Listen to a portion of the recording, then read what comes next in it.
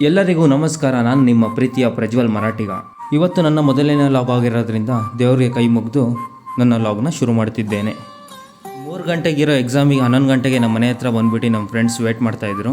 ನನ್ನ ಫ್ರೆಂಡ್ ವಿಲಾಸಿಗೆ ಅಣ್ಣಪ್ಪನ ರೇಂಜಲ್ಲಿ ಗಾಡಿ ಓಡಿಸ್ತಾನೆ ಅಂತ ಅವನಿಗೆ ಗಾಡಿ ಕೊಟ್ಟು ಗಾಡಿ ಓಡಿಸೋಕೆ ಹೇಳಿದೆ.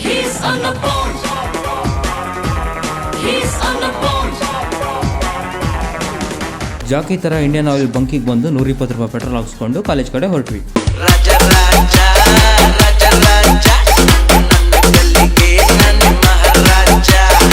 ನಾವು ಕಾಲೇಜ್ ಕ್ಯಾಂಪಸ್ ಒಳಗಡೆ ಬಂದು ನೋಡಿದಾಗ ನಮ್ಗೆ ಯಾರು ಕಾಣಲಿಲ್ಲ. ಯಾಕಂದರೆ 3 ಗಂಟೆ ಇರೋ ಎಕ್ಸಾಮಿಗೆ ಯಾರು 11 ಗಂಟೆಗೆ ಬರ್ತಾರೆ ಹೇಳಿ ನೀವೇ. ನಮ್ಮ ಫ್ರೆಂಡ್ಸ್ ಎಲ್ಲರೂ ಮಧ್ಯಾಹ್ನ ಎಕ್ಸಾಮ್ ಇರೋದ್ರಿಂದ ಹಿಂದಿ ರೂಮಲ್ಲಿ ಬಂದು ಓದ್ತಾ ಕುತ್ಕೊಂಡಿದ್ರು.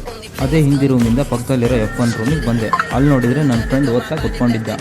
2 ಗಂಟೆವರೆಗೂ 3 ಗಂಟೆವರೆಗೂ 4 ಗಂಟೆವರೆಗೂ ಓದಿ ಇನ್ನೊಂದು 2 ತಾಸಾದ್ರೆ ಚಾಯ್ ಬರುತ್ತೆ, ಚಾಯ್ ಕುಡಿದು ಒಂದು ಪೇಪರ್ ಓದಿ ಮತ್ತೆ ಪುಸ್ತಕ ಇಟ್ಕೋಬೇಕು. ನನ್ನ ಫ್ರೆಂಡ್ ಹೇಳಿದ್ದು ಮಾತುಗಳನ್ನ ಕೇಳ್ಕೊಂಡು ಮತ್ತೆ ನಾನು ಹಿಂದಿ ರೂಮಿಗೆ ಬಂದೆ ಓದೋಣ ಅಂತ. ಅಷ್ಟೊತ್ತಿಗೆ ಎಲ್ಲರೂ ಗ್ರೂಪ್ ಸ್ಟಡಿನೇ ಮಾಡ್ತಾ ಇದ್ರು ಬುಕ್ ಇಟ್ಕೊಂಡು. ಆಮೇಲೆ ಎಲ್ಲರೂ ಅವ್ರ ಎಕ್ಸಾಮ್ ಚೆನ್ನಾಗಿ ಬರೆದ್ರು, ಚೆನ್ನಾಗಿ ಬರ್ದಿಲ್ಲ ಅಂತ ಡೌಗಳನ್ನ ಮಾಡ್ಕೊಂಡು ಅವ್ರವ್ರ ನಾಟಕಗಳನ್ನ ಶುರು ಮಾಡಿದ್ರು.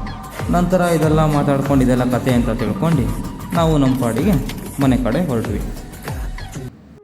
ನನಗಂತೂ ಈ ಜೀವನವೇ ಬೇಸರವಾಗಿ ಹೋಗ್ಬಿಟ್ಟಿದೆ.